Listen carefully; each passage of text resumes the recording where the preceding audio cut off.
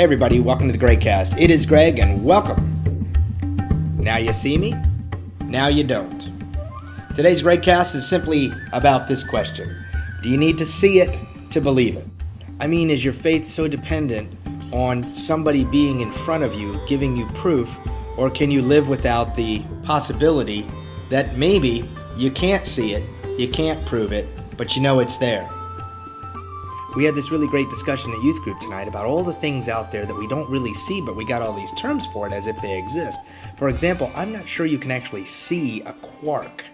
I'm not sure you can actually view space beyond the telescope. In other words, the Hubble telescope has just got a little facelift from the guys at NASA. They put some new stuff in, and I'm sure they can see deeper into space. But obviously, they can only see so far. What's on the other side? Yet I'm told that there's a term for that. It's called deep space or dark energy, my buddy Nathan told me about.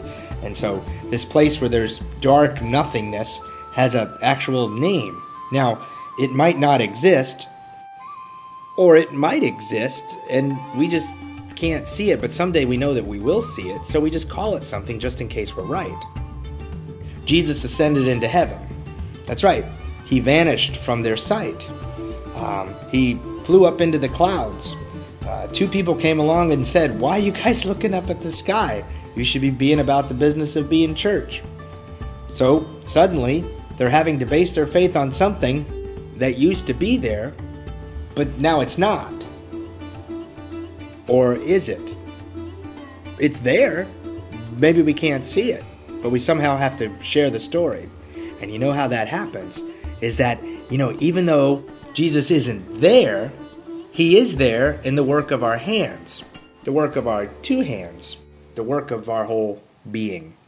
So the idea maybe is that Christ ascends into heaven to give us the responsibility to be church for one another. Christ ascends into the heaven to, sit next to his Father and watch it all work. Christ ascends into heaven so that he can live through us. Because remember, the whole point was not to prove that Christ could do it, or that God was so cool that he could send his only son and save the day. That's not the point.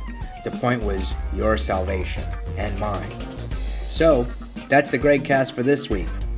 Now you see me, now you don't.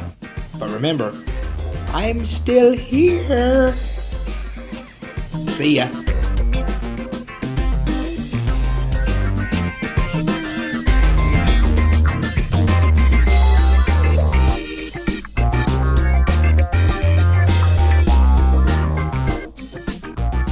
Now you see me, now you don't.